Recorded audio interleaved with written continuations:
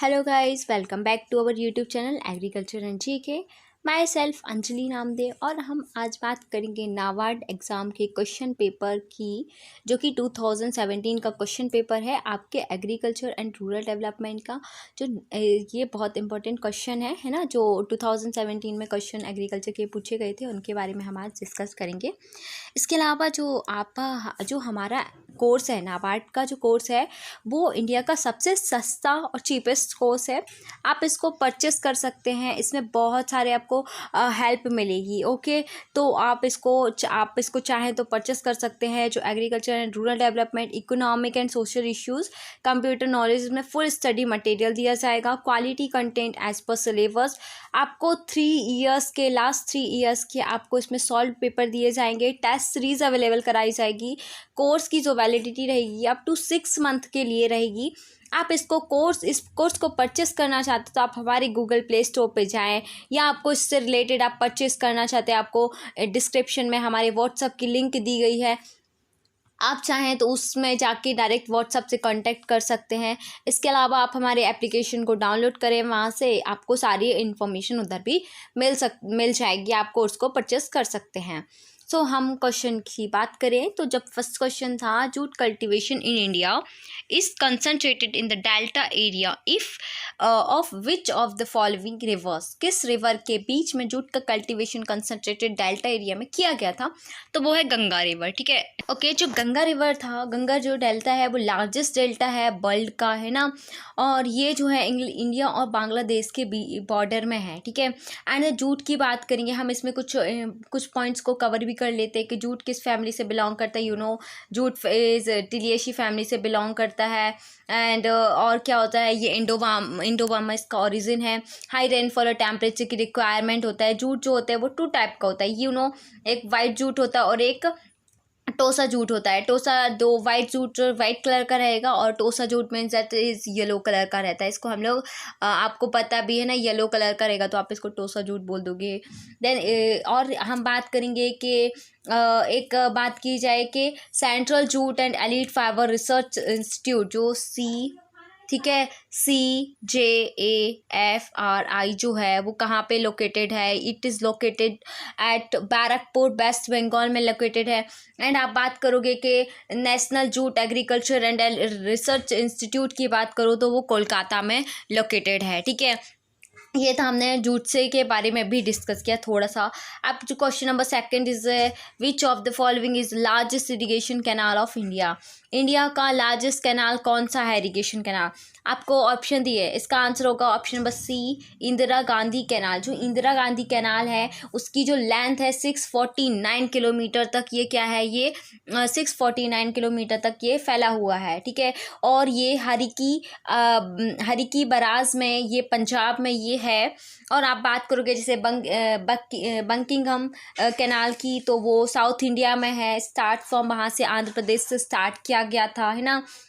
And then आप ये Sutlej Yamuna link है ना, तो ये छोटे हैं। तो लार्जेस्ट इरिगेशन कैनाल की बात करें इंडिया में तो वो है आपका Indira Gandhi canal. And then बात करोगे which of the following is correct sequences in the decreasing order production million tonne. ठीक है, फूड ग्रेन्स में, तो हम बात करें कि जो राइस का जो फूड ग्रेन प्रोडक्शन है इंडिया में, मिलियन टन में जो प्रोडक्शन है वो राइस का था 104.332 मिलियन टन। ठीक है, एंड देन आप बात करो, ये राइस का था। अब आप बात करिए वीट का, जो है वीट का वो था 97 मिलियन टन था। एंड देन कोर्स मिलेट की बात करोगे, कोर्स मिलेट की तो वो था 32 मिलियन। एंड देन पल्सेस की बात करोगे तो पल्सेस का था 17.82 मिलियन। तो आप इससे समझ सकते हो कि जो इसका क्या आ जाएगा, ये डिक्रीजिंग ऑर्डर में। एंड देन फर्स्ट है राइस, वीट, कोर्स सीरियल्स और पल्सेस। ठीक है, ये आपका ऑर्डर ऑप्शन नंबर 3 का आंसर। क्वेश्चन नंबर 4 का जब हम आंसर की बात करेंगे तो question number 4 is eyes in potato और useful for vegetative propagation is this answer. ठीक है, एंड आप बात करो कि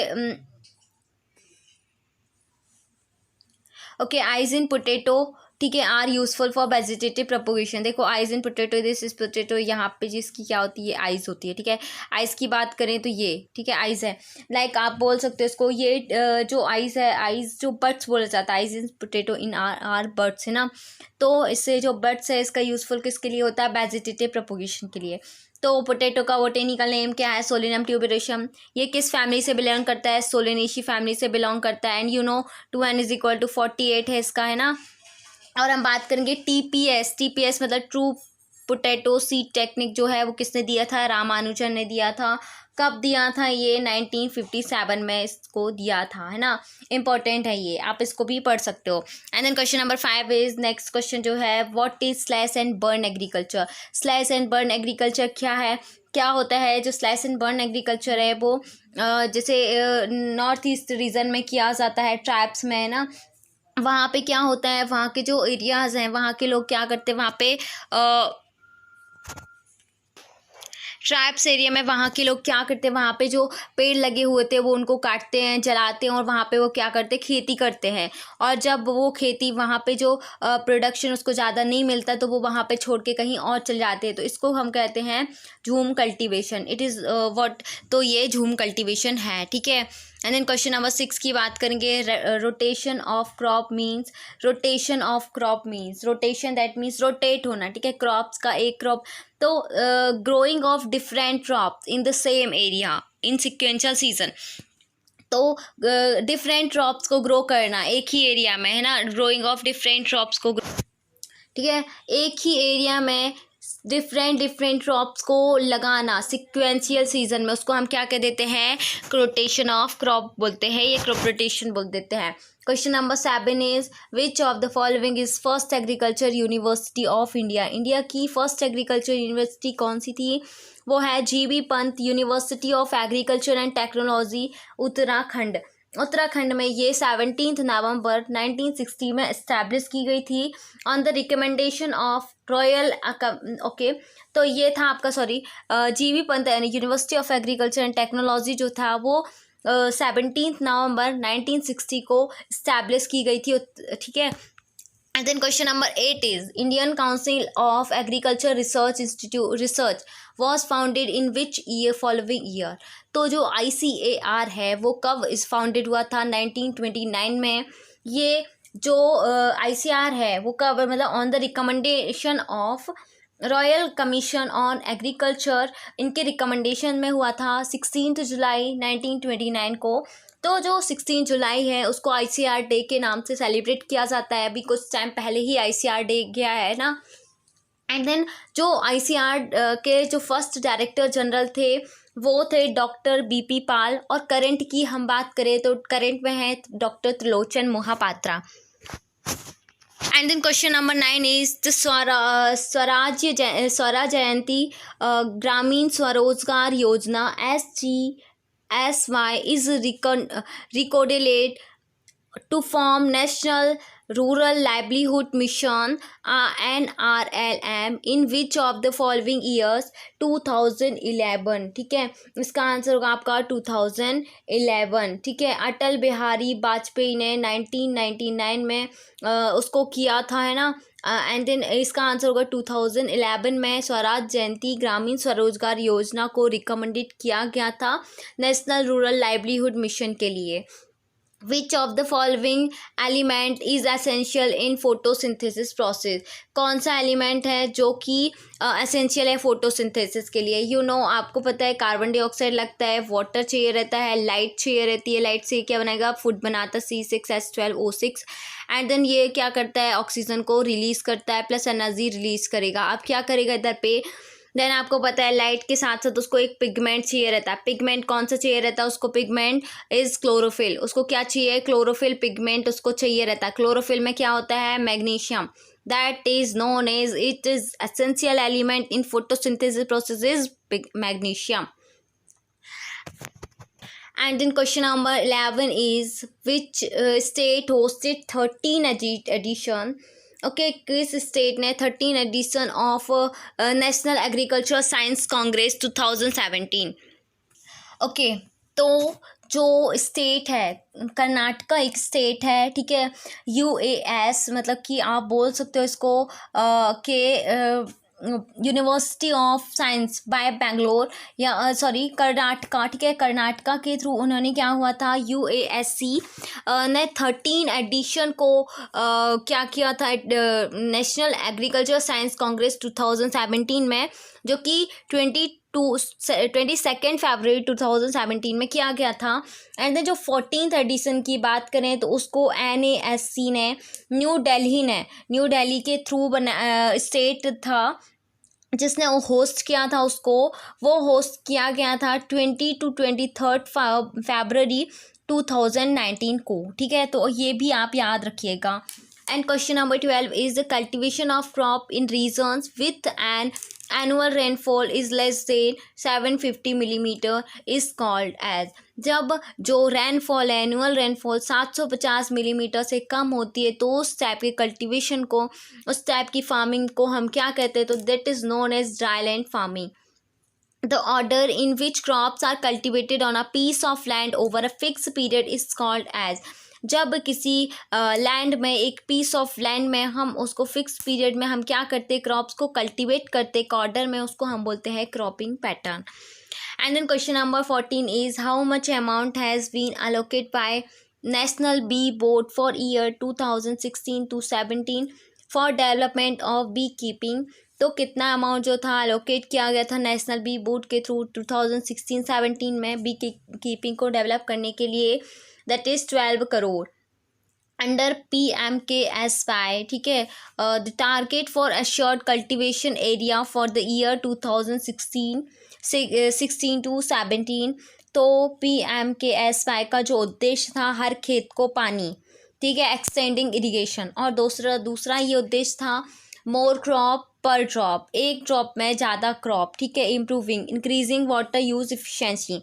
तो ये जो था टारगेट था कल्टीवेशन के लिए 28.5 lakh hectare. And then question number 16 is under National Agriculture Market Scheme, all the 585 mandis in the country are to be linked of uniform portal by April 2018, ठीक है। एंड देन क्वेश्चन नंबर हमारा जो next question है, crop logging is a method of, जो crop logging है वो एक प्रकार की मेथड है plant analysis for assessing requirements for nutrients for crop production. The question number 18 is the soil which is found in the areas having heavy rainfall and high humidity contain large quantity of organic matter and heavy and black in color। देखिए कौन सी soil है जो कि heavy rainfall area में, high humidity में, large quantity में उसके पास organic matter होता है, हैवी होती है, ब्लैक कलर की होती है। तो जो ऑर्गेनिक मैटर है सबसे ज़्यादा किस में होता है, आपका पीट सॉइल में, ठीक है। तो ह्यूमिडिटीज़ की ज़्यादा होती है और हाई रेनफॉल में, और ब्लैक इन कलर में होती है, हैवी होती है। देन इट इज़ इसका आंसर जो होगा option number B is peat soil, ठीक है। And then which among the following is mainly use to reduce soil strength and cover plant material. किस चीज़ का यूज़ करते हैं हम लोग मेनली सॉइल स्ट्रेंथ को रिड्यूस करने में और प्लांट मटेरियल को कवर करने में, that is primary tillage. The method of harvesting a crop which leaves the roots and the lower parts of the plant uncut to give subtrial crop is known as, मतलब कि बता रहे हैं कि एक मेथड हार्वेस्टिंग की जिसमें हम लोग किसी लीव्स की रूट्स की लीव्स को हम छोड़ देते हैं या लोअर पार्ट को हम अनकट करके उसी फील्ड में रहने देते हैं, तो उसे हम क्या कहते हैं, उस मेथड को हम लोग रेटूनिंग कहते हैं। और जो रेटूनिंग है वो किससे रिलेटेड है, शुगर केन से, सेकेरम ऑफिसिनेरम या सेकेरम स्पीसीज से ये रिलेटेड है, ठीक है, शुगर क्रॉप से। एंड देन यहाँ पे हमारे जो ये 2017 में जितने क्वेश्चंस आए थे वो हमारे यहाँ पे एग्रीकल्चर से रिलेटेड क्वेश्चंस हमारे ये कंप्लीट होते हैं। ये था 2017 का सॉल्व पेपर। इसके अलावा यदि आप इफ़को AGT कंप्लीट कोर्स जो हमारे यहाँ से सबसे पहले लॉन्च किया जा रहा है, तो आप इसको यदि परचेस करना चाहते हैं तो आप हमारे इस कोर्स को इफ़को को परचेस कर सकते हो। आप यदि इससे रिलेटेड कोई क्वायरी होती है आपको, तो आप हमारे डिस्क्रिप्शन में आपको व्हाट्सएप की लिंक दी गई है, आप चाहें तो उधर से जाके पता कर सकते हैं, आप वहाँ पे अपने क्वेश्चंस को पूछ सकते हैं। इसके अलावा आपको एप्लीकेशन की भी लिंक दी गई है, आप चाहें तो उधर से डायरेक्ट हमारे एप्लीकेशन को डाउनलोड करें और वहाँ पे पेड कोर्स में जाकर आपको इस कोर्स को यदि परचेस करना चाहते हैं तो आप इसे परचेस कर सकते हैं, जिसमें कोर्स का प्राइस सिर्फ और सिर्फ 1999 रुपीज़ दिया गया है। रिकॉर्डेड सेशन होंगे, subject wise classes as per syllabus, quality content with best learning experience के साथ हमारे डाउनलोडेबल प्रिंटेबल PDF रहेगा, video explanation of each topic है ना, 3 ईयर के सॉल्व पेपर भी रहेंगे और इसकी जो वैलिडिटी है आपको 9 मंथ की दी जाएगी। सो आप यदि हमारे इफ़को के AGT के कंप्लीट कोर्स को परचेस करना चाहते तो आप अभी जाकर वहाँ से परचेस कर सकते हो, ठीक है।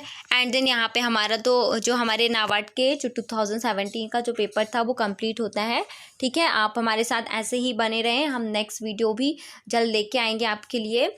सो आपने यदि अभी तक हमारे एप्लीकेशन को डाउनलोड नहीं किया है तो आप हमारे एप्लीकेशन को डाउनलोड करें ताकि आपको हेल्प मिल सके। Thank you.